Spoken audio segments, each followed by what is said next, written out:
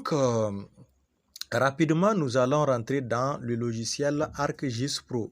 Donc, ArcGIS Pro, dans ce cadre-là, ce que nous allons faire en première position, c'est de créer un nouveau projet consacré à notre recherche. Donc, quand vous ouvrez ArcGIS Pro, vous avez plusieurs fenêtres qui sont devant vous, plusieurs parties. Vous avez d'abord Open Recent Project, comme vous l'entendez, les projets récents, c'est-à-dire les projets sur lesquels vous avez travaillé, qui apparaissent ici dans l'ordre chronologique, c'est-à-dire le projet le plus récent au projet le plus ancien, en fonction de leur ouverture dans le logiciel. Donc, cela veut dire qu'à tout moment, on peut revenir manipuler un projet qui est déjà été ouvert dans notre logiciel. Dans un autre cas également, il s'agira de créer un nouveau projet. Là, vous venez au niveau de New, qui veut dire nouvelle. Au niveau de New, nous allons ici créer un nouveau projet cartographique. Donc, automatiquement, vous avez Map, vous avez Catalogue, vous avez Global Scene et vous avez Local Scene. Parmi ces fenêtres-là, c'est la fenêtre Map qui nous intéresse, la fenêtre de cartographie. Nous allons revenir sur les autres fenêtres après. Donc, au niveau des maps, vous allez double-cliquer sur Map, c'est New Map, une nouvelle carte. Donc, le logiciel va vous dire s'il s'agit de la création d'un nouveau projet, de donner un nom au projet et surtout de choisir un emplacement pour le stockage du projet. Donc, au niveau de My Project, à vous de choisir un nom. On sait que le nom est pris en fonction de beaucoup de critères. Ici, on va prendre un nom par exemple. Donc, on va dire, on peut dire exploration. Voilà, on va dire seulement exploration. C'est juste un exemple. Et ce qui est très important, c'est la location même du projet. Parce que ici, c'est très important. Il se peut qu'un jour, vous aimeriez déplacer votre projet sur une nouvelle machine. Donc, si cette partie n'est pas très bien définie, vous n'allez pas retrouver votre projet dans la machine. Par défaut, il y a un dossier qui est créé par défaut. Lorsque vous ne choisissez pas un dossier pour votre projet, le logiciel enregistre par défaut dans le dossier Document ArcGIS Project. C'est-à-dire que si vous avez créé un projet qui après vous vous dites que vous n'avez pas défini un emplacement, allez-y le chercher dans ce dossier. C'est le dossier par défaut. Mais nous n'allons pas utiliser ce dossier par défaut. Nous allons créer notre propre dossier. Et donc, nous allons cliquer sur le dossier qui est à côté, Browser. Et là, nous allons naviguer dans l'ordinateur pour retrouver notre dossier dans lequel nous allons enregistrer notre travail. Donc là, je clique sur Computer.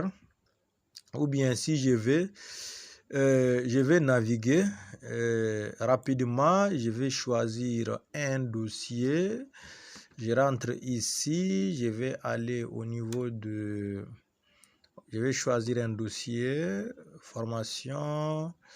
Je peux choisir ici ArcGIS Pro Guinée. Voilà. Donc, voici mon dossier que je vais utiliser dans ce travail. Et create a new folder for this project, c'est-à-dire créer un nouveau dossier dans le projet.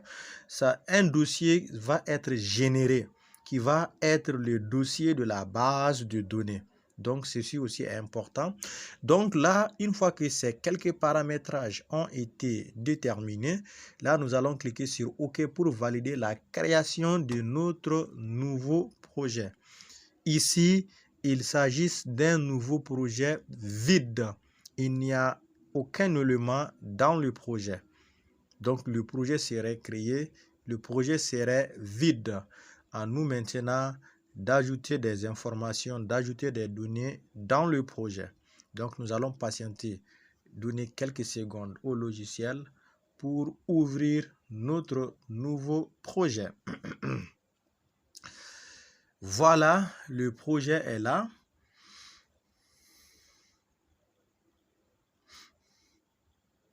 Donc, ce nouveau projet est là avec des paramètres par défaut. Nous pourrions aussi définir quelques paramètres en fonction de notre souhait. Ici, dans la fenêtre Project, quand vous cliquez sur Project, vous avez cette partie Options. Au niveau des options, on peut faire quelques paramétrages. Quand vous cliquez sur Options, vous avez la fenêtre des options qui apparaît. On dit les paramètres courants sont là, le nom que nous avons donné, l'emplacement, le dossier qui a été généré en cochant la case là, le dossier de la base de données et le dossier des outils. Donc ça, il n'y a pas grand chose à faire ici.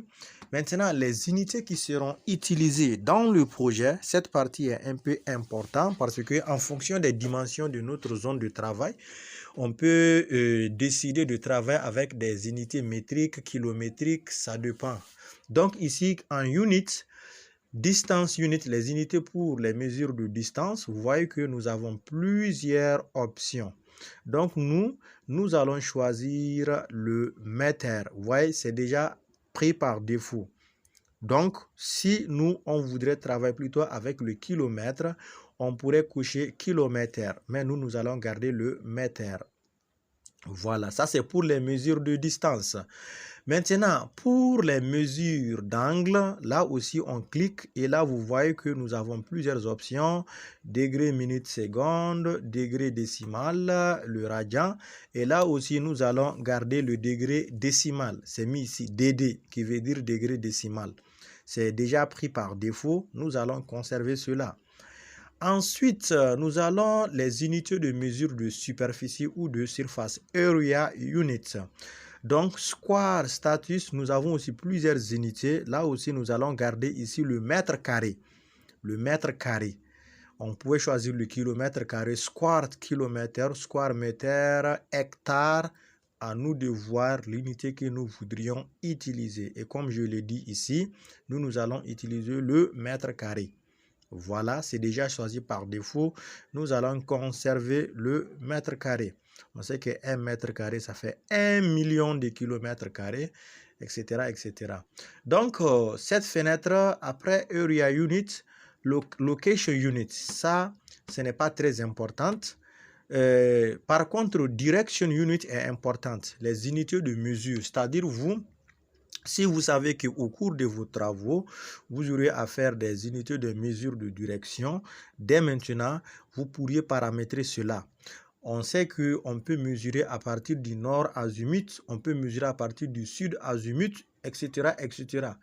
Par exemple, quand vous faites une mesure, vous dites 40 degrés nord. 40 degrés nord, ça c'est une mesure qui a été réalisée à partir du nord azimut. Voilà, donc dans ce cas-là, vous choisissez dans cette partie nord azimut. Cette partie va nous être intéressante, surtout au moment où nous allons créer les lignes de forage, parce que les lignes ont des mesures de direction. Donc, une fois qu'on choisit ici le nord azimut, en arrivant à cette partie-là, on met seulement la mesure, la valeur. Et la valeur va être tracée en fonction de ce nord azimut. On voit qu'il y a les coordonnées polaires et il y a les quadrants aussi, etc. Donc, on va garder le nord azimut. On peut aussi faire nos mesures à partir du sud, qu'on appelle le sud azimut aussi. Voilà. Donc, après cela, maintenant, les pages unit, ça, c'est pas très important. Surtout au niveau de la mise en page, cette partie peut nous intéresser. Voilà, les unités pour les... Et ça aussi, c'est pas très intéressant. 3D aussi, nous n'allons pas toucher les 3D ici. Maintenant, au niveau de task, bon, ici aussi, il n'y a pas grand chose à faire.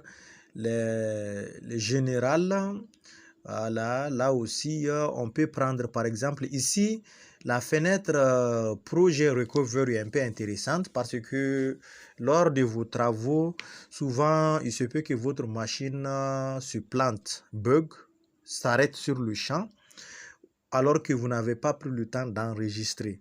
Donc, par exemple, ici, on dit projet recovery, c'est-à-dire de retrouver le projet à chaque 1 minute. Save et backup after this time interval. À chaque fois que vous travaillez, chaque minute, à chaque 1 minute, il y a un enregistrement par défaut qui est réalisé. Donc, cela veut dire que même si à un moment, votre machine se plante, voilà, le projet ne serait pas perdu parce que au fur et à mesure que vous allez travailler dans le projet est enregistré. Voilà, vous n'avez pas besoin à chaque minute venir enregistrer. L'enregistrement est par défaut. Quelqu'un qui veut peut prendre 2 minutes, 3 minutes, mais l'unité la plus petite c'est 1 minute. Voilà. Donc cette partie aussi est intéressante ici. Ici même au niveau de l'application thème, et si vous voulez, actuellement le logiciel est à light, blanche, c'est-à-dire clair. Vous pouvez mettre à dark, c'est-à-dire pour que le logiciel, l'interface du logiciel apparaisse sombre. Oui, si vous voulez aussi, vous pouvez prendre dark ou bien light. Donc, il y a les deux options là qui sont là. Voilà, actuellement, je suis à light et moi, je vais conserver light. Bon, créer un projet ici, ici, c'est pas très intéressant. Maintenant, au niveau de map and scène. Map and scène aussi, il y a une partie qui est très importante ici. Au niveau de spatial référence, c'est-à-dire les unités de référence spatiale, on sait qu'on va travailler avec un système de coordonnées de référence qui va varier en fonction de notre zone. Quelqu'un qui est en France, quelqu'un qui est au Maroc, quelqu'un qui est en Guinée, quelqu'un qui est au Mali, ce ne sont pas les mêmes systèmes de coordonnées. Par exemple, chez moi ici, je travaille avec le WGS 1989 lorsqu'il s'agit des coordonnées degrés, les coordonnées géographie. Maintenant, lorsque je travaille avec les UTM aussi, là, il faut que je spécifie ma zone qui est soit la zone 29 ou bien la zone 30 ou bien la zone 31. Donc, là où vous êtes aussi, vous devrez savoir ces informations sur votre localité et venir au niveau de cette fenêtre spatiale référence, vous ouvrez et automatiquement, il y a cette partie-là qui apparaît. Donc là, vous allez rechercher le système de coordonnées de votre zone. Et voilà, donc il suffit tout simplement de cliquer sur le globe et vous allez faire la recherche. Voilà. Ou bien tout simplement, tu vois ici, chez moi, c'est déjà choisi. Mais quand vous cliquez pour la première fois, ces parties-là ne seront pas ouvertes. Je vais tout fermer. Voilà. Voilà, au début, vous allez avoir quelque chose comme ça. Voilà, soit si vous allez évoluer avec les coordonnées géographiques, les coordonnées qui sont en degré décimal ou bien en degré minute, seconde, etc. Ou bien vous voulez aller avec les coordonnées UTM, les coordonnées métriques ou kilométriques. Donc ici déjà, vous devrez avoir, généralement dans le cas de la recherche, les gens utilisent les coordonnées métriques. Même ici, les coordonnées que nous allons utiliser pour notre permis sont déjà métriques. Donc cette information-là est importante. Voici nos coordonnées. Vous voyez que ce sont des coordonnées déjà qui sont en mètres.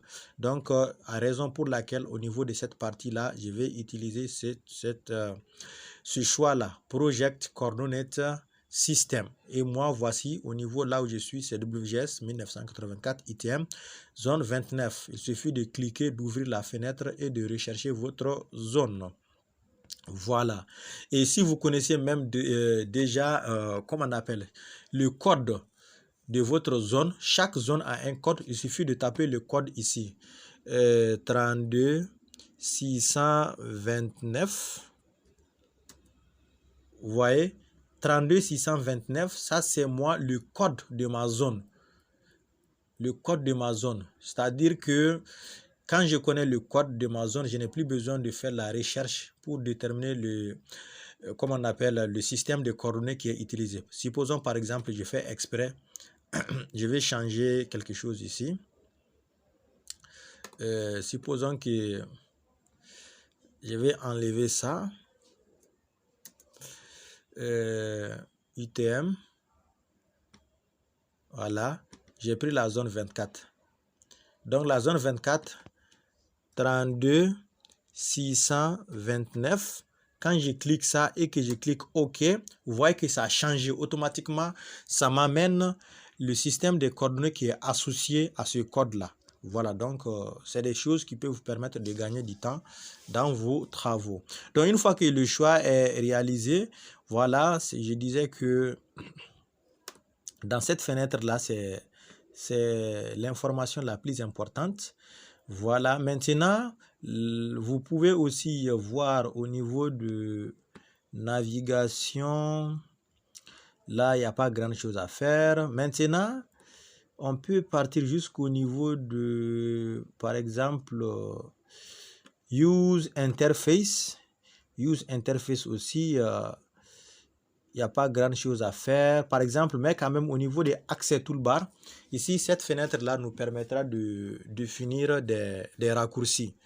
Voilà, des raccourcis qui peuvent être ajoutés à l'interface du logiciel. Par exemple, vous voyez, les raccourcis sont là. Il suffit de cliquer sur un raccourci et de cliquer sur la flèche qui est là. Ça va venir à cette deuxième partie. Voilà, donc ce sont des raccourcis qui vont être ajoutés à l'interface du logiciel. Et par exemple, ici au niveau de language, on sait que ArcGIS Pro peut être utilisé en anglais ou en français, mais il faudra faire ce qu'on appelle l'installation du package. Si c'est le français, il faut installer le package du français. Si c'est l'anglais, il faut installer le package de l'anglais. Si c'est autre langue aussi. Vous voyez, on nous dit ici, set language preference for ArcGIS, display language, attention, require ArcGIS language pack installation. C'est-à-dire que ça nécessite d'abord que vous installez le package de la langue avant de changer la langue. Vous voyez, actuellement, moi, je ne peux utiliser que l'anglais parce que je n'ai pas installé le package du français. D'ailleurs, je l'ai cherché et ça vaut quelques temps, mais jusqu'à présent, je n'arrive pas à avoir le package de la langue en français. Mais ça existe. Voilà. Donc, après tous ces choix-là, tous ces choix que nous venons de faire, vous voyez, ceux qui travaillent avec le génie civil peuvent toucher cette fenêtre-là, CAD. Voilà. Maintenant, après tous ces choix-là, nous, on peut maintenant valider tous nos choix-là avec le bouton OK. En cliquant sur OK, les paramètres là que nous venons de déterminer, tous ces paramètres là seront enregistrés. Désormais, le logiciel saura les unités de mesure de distance, tout ce qu'on a paramétré, le logiciel va enregistrer cela et désormais va travailler avec. Voilà, donc quand on ouvre l'interface d'ArcGIS Pro, il y a ces fenêtres-là qui apparaissent. Ça, c'est la fenêtre Content, la fenêtre. Tout ce que nous allons ajouter comme données apparaîtra au niveau de cette fenêtre-là. Maintenant, il y a, ça c'est la barre de menu, la barre des outils. On sait qu'au niveau de chaque menu, il y a des outils qui sont rattachés. Et durant cette formation, nous allons explorer la plupart de ces parties-là. Il y a la partie catalogue. Catalogue qui apparaît là. On sait que cette partie, à chaque fois quand nous voudrions créer une couche, voilà, c'est au niveau du catalogue que la couche doit être stockée. Voilà, ici aussi nous allons utiliser ce principe là aussi pour créer nos couches. Donc ici nous allons commencer. La première des choses, qu'est-ce que nous allons faire? On disait qu'aujourd'hui, ce qu'on voudrait faire, c'est de projeter